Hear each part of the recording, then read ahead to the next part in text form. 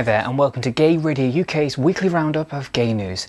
And first, a lesbian couple is set to face a bitter court battle over their daughter after the baby's sperm donor mounted a bid to get access and full parental responsibility. 30-year-old Mark Attil had replied to an online advert by civil partners Stacey and Kate Cassin. They sought a sperm donor because they could not afford IVF treatment.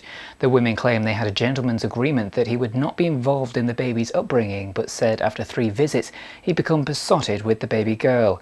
Last week, a gay father won joint custody of the 7 and 10-year-old children he'd had with a lesbian couple. It's been reported that police probing the honeymoon murder of bride Annie Dewani want to ask her husband Shireen if he is secretly gay. According to tabloid claims, police aim to investigate whether he may have dashed Annie's dreams of starting a family due to his sexuality. Police have already interviewed friends and relatives over alleged friction between the couple in the weeks before the 28-year-old bride was shot dead in Cape Town, South Africa. The family of 30-year-old Dewani, who has been accused of plotting the killing by hiring hitmen, dismissed the gay claims as just ridiculous. The US Senate this week dealt a potentially deadly blow to efforts to repeal a ban on gays serving openly in the US military. Lawmakers voted 57 to 40, just 3 votes short of the 60 needed to move forward with annual military spending legislation that included a measure ending the Don't Ask, Don't Tell policy. The motion was a defeat for a deeply disappointed President Obama, who has made repealing the 1993 law a priority in the year-end session of Congress. In a statement, he said the law violates fundamental American principles of fairness, integrity and equality. Staying in the States, in the Queen of Chats shows, Oprah Winfrey has denied having a lesbian affair with a long-term friend.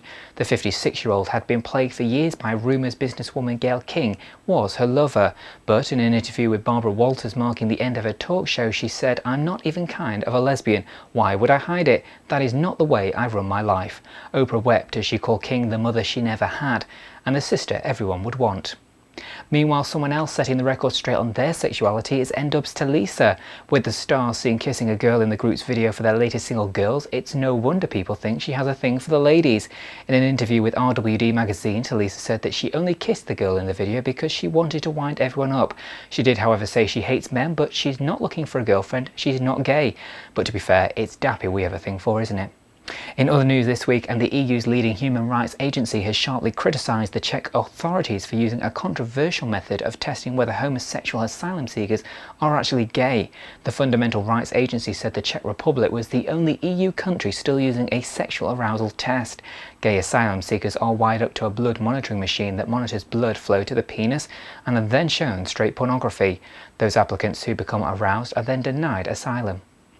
Make condom use mandatory for adult film actors. Those are the urgent recommendations from an American adult film star who recently tested positive for HIV. 24-year-old Derek Burtz, who acts in gay films as Derek Chambers, revealed that he learned in October that he was positive.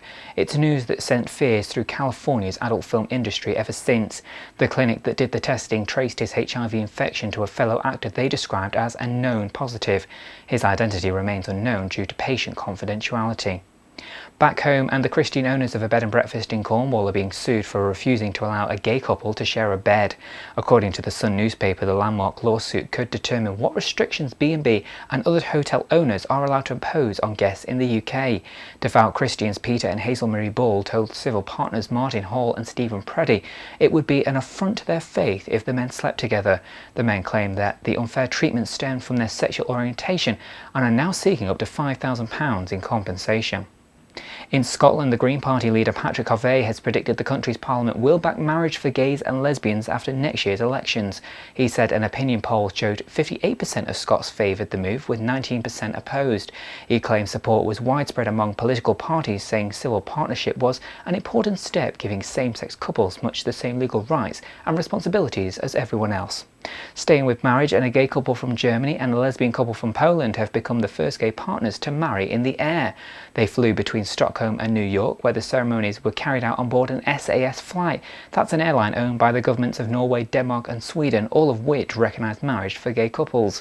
SAS began a competition in September for gay and lesbian couples to become the first to wed on a plane. The short ceremonies took place over Sweden at around 20,000 feet and were conducted by a registrar from the European Parliament. Remember to send us your stories and views to news@gayradiouk.com.